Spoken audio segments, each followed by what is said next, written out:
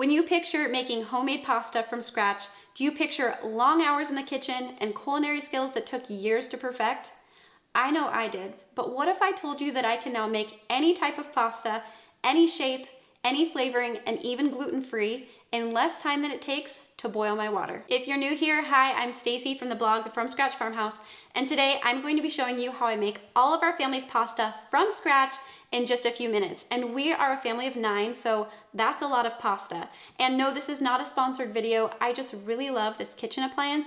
It is a workhorse on our homestead, and I've shown it a few times on Instagram and had a ton of questions, so I figured I'd just make a video for you today. I'm going to be starting out today's video by sharing all of the basics of this pasta machine, what it's called, where you can get it, and all the things that it can do. And then I'm going to be taking you along as I make our family's dinner tonight. I am making chicken broccoli Alfredo, which is a family favorite, and my favorite part is how quick and easy it is to put together. It requires zero prep, and it's often something that we make when we've been gone for the day and don't have anything defrosted or ready to go. I'm going to be making use of my pasta machine for the noodles, but you can use store-bought as well. Let's take a closer look at this pasta machine. It is the Philips Avance or Avance Plus, and it is an automatic pasta and noodle maker. You simply dump the ingredients into the top compartment, and then it does all of the mixing for you before it then pushes the dough out through whatever shaped disc you have on the front. The top has just a few buttons, and it is so easy to use. The compartment also stores the liquid measuring cup and the scraper that comes with it. The drawer on the bottom houses your discs, and mine came with all of these except for the fusilli noodle disc that I bought separately. And I noticed that online different models came with different discs, but Philips sells them separately, or you can actually get custom shapes online, which is what I did. I bought the fusilli disc off of Etsy, and I'll link that shop as well as the pasta machine in the description. In the drawer is also a cleaning tool, which comes in handy. And if you're wondering how hard this pasta maker is to clean, I'm here to tell you that I have put it through the test, leaving it to sit overnight without being cleaned, and it is still a breeze. Everything comes apart easily, and it is non-stick, so I've never had an issue. I think the other cleaner stick that is still in its wrap here must have come with the extra disc that I bought. Okay, let's take a look at how you switch out the discs. The 2 bolts on the front just unscrew, and the metal front comes off. Then you just pull off the disc, replace it with the one you want, and put the metal front back on, tightening the bolts. It is so easy to do. I tried to think of some downfalls of this machine to make sure I was giving a fair review, and I honestly couldn't think of a single one.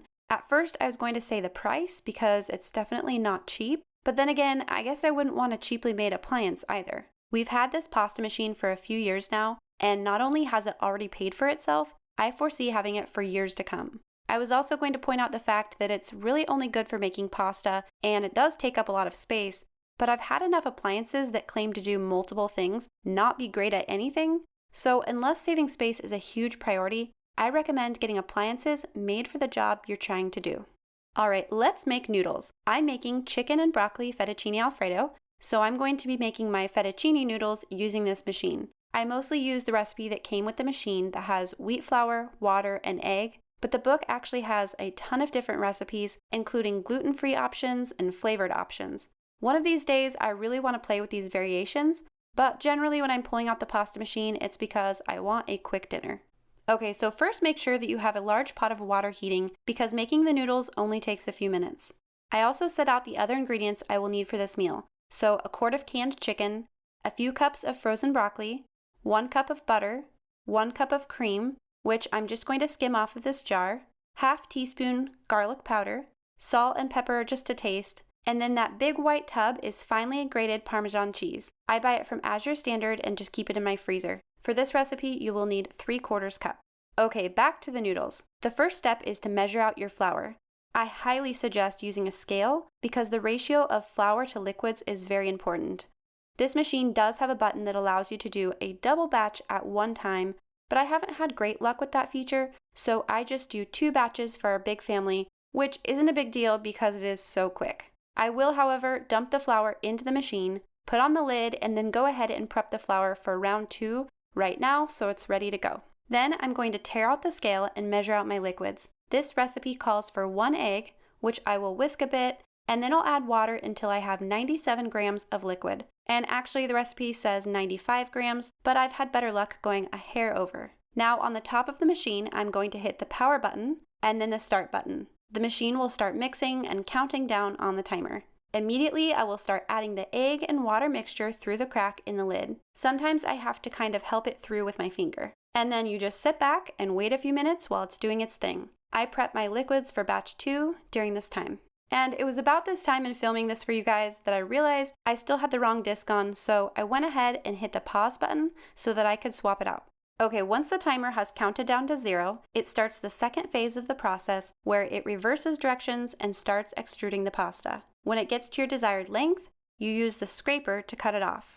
I like to have this cooling rack underneath as a place to set my noodles so that they dry a bit as they are set down and don't get stuck together. Usually once during the cycle, I'll pop the lid off real quick, which stops the machine, and just make sure that there isn't any stuck pasta dough, and then I'll let it finish its cycle. As soon as the pasta is no longer coming out, I'll shut off the machine and dump in the flour for the second batch. I'll push the start button to get it mixing, pour in my liquids through the lid, and repeat the process. My kids love to help with this part, and I love that it's easy enough for them to do. Usually I make our pasta right before we need it because I think it tastes best fresh and because it's so easy to do, but there has been a few times I have made bulk batches and then let them dry for storage. This was especially helpful when I made a batch of noodles to break into small pieces for my homemade rice-a-roni. I like having the ingredients for this dish ready to go for a quick meal or side dish. A little side note if you plan to dry your noodles for storage. Just let them air dry, don't try to put them in the food dehydrator, or if you do, put it on the lowest temperature. I learned this lesson the hard way. It made them way too brittle. Alright, the noodles are done. I'm going to carry this rack of noodles over to my stove and we'll finish up this dinner. I'm going to put the cup of butter in a saucepan to melt and set it to medium-low. And then when that water comes to a boil, I'll add half of the noodles or whatever fits in your pot comfortably. Fresh noodles take just a few minutes to cook, so watch them closely. My test is that when they start to all float, they're done. Of course, you can do a little taste test as well. Stir them gently as they're cooking, and then when they're done, go ahead and transfer them to a large bowl. Then, add the rest of your noodles. As soon as your butter is melted, add 1 cup of cream and whisk well. Now add in your 3/4 cup of Parmesan cheese, ½ teaspoon garlic powder, and a little salt and pepper. Whisk while the cheese melts and the sauce comes together. You're not going to bring this to a boil because overheating it will make it clump as it cools, so just gently heat it until it's hot. It was about this time that all of my noodles were cooked, so I removed them from the pot and added in my broccoli.